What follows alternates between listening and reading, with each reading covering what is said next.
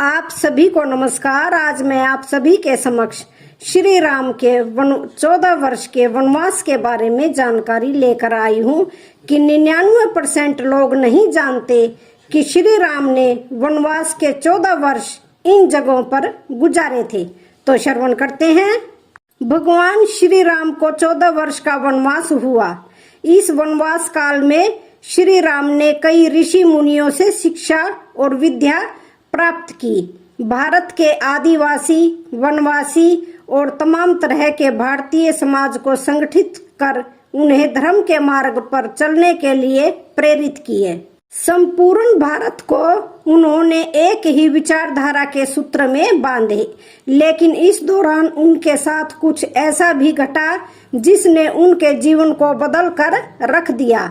धार्मिक ग्रंथों के अनुसार जब श्री राम को 14 वर्ष का वनवास हुआ, तब उन्होंने अपनी यात्रा अयोध्या से आरंभ करते हुए रामेश्वर और उसके बाद श्रीलंका में समाप्त किए। कहा जाता है कि इस दौरान श्री राम माता सीता और लक्ष्मण के साथ इन 17 जगहों पर रुके थे। नंबर 1, तमसा नदी अयोध्या से 20 किलोमीटर दूर है। तमसा नदी, यहाँ पर श्री राम नाव से नदी पार किए। नंबर 2, श्रृंगवेरपुर तीर्थ प्रयागराज से 20-22 किलोमीटर दूर श्री राम श्रृंगवेरपुर पहुँचे, जो निषाद राजगृह का राज्य था। यहीं पर गंगा के तट पर श्री राम ने केवट से गंगा पार कराने को कहा था। वर्तमान में श्रृंगवेरपुर को सिंगरौर के नाम से भी जाना जाता है। नंबर 3, कुरई गांव श्री राम गंगा पार करके सबसे पहले कुरई पहुंचे थे, जहां उन्होंने विश्राम किया था। नंबर 4, प्रयागराज कुरई से आगे चलकर श्री राम अपने भाई लक्ष्मण और पत्नी सीता सहित प्रयागराज पहुंचे थे।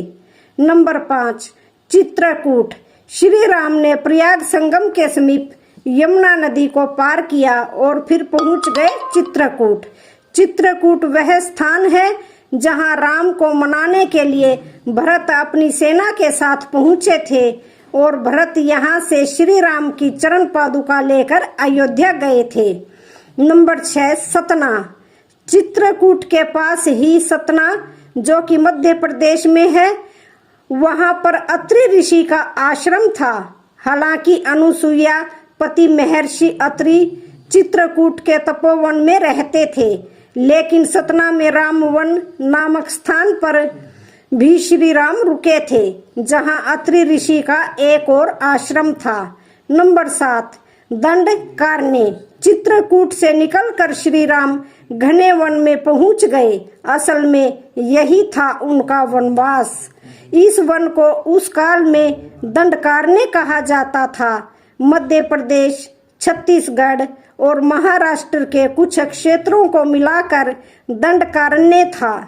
दंडकारण्य में छत्तीसगढ़, उड़ीसा और आंध्र प्रदेश राज्यों के अधिकतर हिस्से शामिल हैं। उड़ीसा के महानदी के पास से गोदावरी तक दंडकारण्य का क्षेत्र फैला हुआ था। इसी दंडकारण्य का हिस्सा है आंध्र प्रदेश का एक शहर भद्राचलम। गोदावरी नदी के तट पर बसा यह शहर सीता रामचंद्र मंदिर के लिए प्रसिद्ध है। यह मंदिर भद्रगिरि पर्वत पर है। कहा जाता है कि श्री राम ने अपने वनवास के दौरान कुछ दिन इस भद्रगिरि पर्वत पर ही बिताए थे। ऐसा माना जाता है कि दंडकारण्य के आकाश में ही रावण और जटायु का युद्ध हुआ था और जटायु के कुछ अंग दंडकारण्य में गिरे थे। ऐसा माना जाता है कि दुनिया भर में सिर्फ यहीं पर जटायु का एकमात्र मंदिर है। नंबर 8, पंचवटी नासिक दंडकारण्य में मुनियों के आश्रमों में रहने के बाद श्री राम अगस्त्य मुनि के आश्रम में गए। यह आश्रम नासिक के पंचवटी क्षेत्र में है, जो गोदावरी नदी के किनारे पर बसा हुआ है। यहीं पर लक्ष्मण ने शूर्पणखा की नाक काटी थी और राम लक्ष्मण ने खरवदूषण के साथ युद्ध किया था। गिद्धराज जटायु से श्री राम की मैत्री भी यहीं पर हुई थी। नंबर 9, सरव तीर्थ। नासिक क्षेत्र में शूर्पणखा, मारीच और खरवदूषण के वध के बाद ही रावण ने सीता का हरण किया और जटायु का भी वध किया था, जिसकी स्मृति नासिक से 56 किलोमीटर दूर ताकेड़ गांव में सरव तीर्थ नामक स्थान पर आज भी सुरक्षित है। जटायु की मृत्यु सरव तीर्थ नाम के स्थान पर हुई, जो नासिक जिले के तहसील के ताकेड़ गांव में मौजूद हैं। इस स्थान को सरव तीर्थ इसलिए कहा गया क्योंकि यहीं पर जटायु ने सीता माता के बारे में बताया था। श्री राम ने यहाँ जटायु का अंतिम संस्कार करके पिता और जटायु का श्राद्ध तर्पण किया था और इसी तीर्थ पर लक्ष्मण रेखा थी। नंबर 10, पर्णशाला। पर्णशाला आंध्र प्रदेश खम्माम जिले के भद्राचलम में स्थित है। पर्णशाला गोदावरी नदी के तट पर स्थित है। ऐसा माना जाता है कि यह वही स्थान है जहां से सीता माता जी का हरण हुआ था। कुछ लोग मानते हैं कि इस स्थान पर रावण ने अपना विमान उतारा था। इस स्थल से ही रावण ने सीता जी को पुष्पक विमान में बिठाया था, यानी सीता जी ने धरती यहीं पर छोड़ी थी। यहाँ पर राम सीता का प्राचीन मंदिर है। नंबर 11, तुंगभद्रा।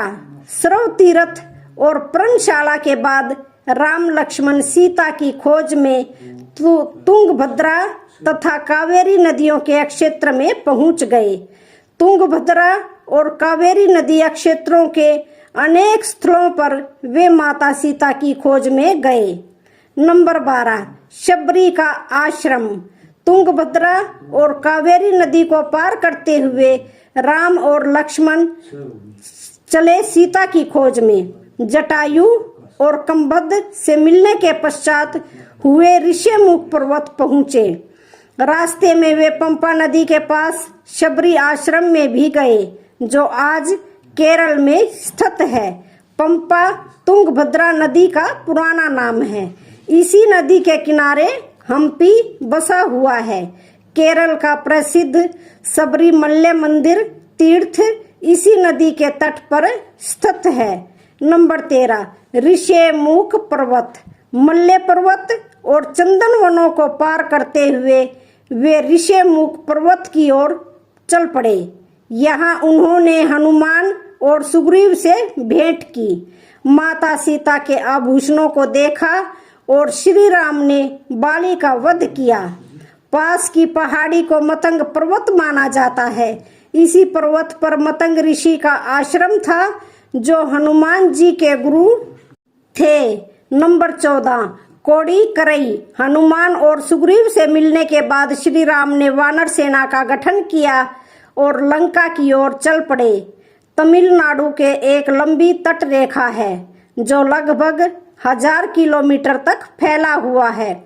यहाँ श्री राम की सेना ने पड़ाव डाला और श्री राम ने अपनी सेना को कोडीकरई में एकत्रित कर विचार विमर्श किया, लेकिन श्री राम की सेना ने उस स्थान के सर्वेक्षण के बाद जाना कि यहाँ से समुद्र को पार नहीं किया जा सकता और यह स्थान पुल बनाने के लिए भी उचित नहीं था। तब श्री राम की सेना ने रामेश्वर की ओर बढ़े। नंबर 15, रामेश्वर। रामेश्वरम समुद्र तट एक शांत समुद्र तट है। महाकाव्य रामायण के अनुसार श्री राम ने लंका पर चढ़ाई करने से पहले यहाँ भगवान शिव की पूजा की थी। रामेश्वरम का शिवलिंग श्री राम द्वारा स्थापित शिवलिंग है। नंबर 16, धनुषकोडी। वाल्मीकि के अनुसार 3 दिन की खोजबीन के बाद श्री राम ने रामेश्वरम के आगे समुद्र में वह स्थान ढूंढ लिए जहां से आसानी से श्रीलंका पहुंचा जा सके। श्री राम ने नल और नील की मदद से उक्त स्थान से लंका तक का पुनर्निर्माण करने का फैसला किया। धनुषकोडी भारत के तमिलनाडु राज्य के पूर्वी तट पर रामेश्वरम द्वीप के दक्षिणी किनारे पर स्थित एक गांव है। इसका नाम धनुषकोडी इसलिए है कि यहाँ से श्रीलंका तक का वानर सेना के माध्यम से नल और नील ने जो पुल यानी कि जो राम सेतु बनाया था उसका आकार मार्ग धनुष के समान ही था। इन पूरे इलाके को मन्नार समुद्री क्षेत्र के अंतर्गत माना जाता है।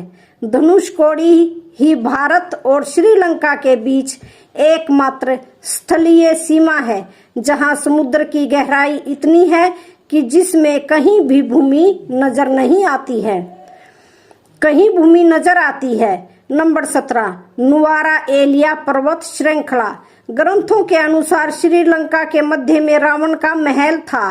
नुआरा एलिया पहाड़ियों से लगभग 90 किलोमीटर दूर बांद्रवेला की तरफ मध्य लंका की ऊंची पहाड़ियों के बीचों बीच सुरंगों तथा गुफाओं के भंवर जाल मिलते हैं। श्रीलंका में नुआरा एलिया पहाड़ियों के आसपास स्थित रावण फाल, रावण गुफाएं, अशोक वाटिका, खंडहर हो चुके विभीषण के महल आदि की पुरातात्विक जांच से इनके रामायण काल के होने की पुष्टि होती है। तो आज की वीडियो का यहीं पर समापन होता है। वीडियो अच्छी लगे तो चैनल को लाइक, शेयर, सब्सक्राइब जरूर करें। धन्यवाद।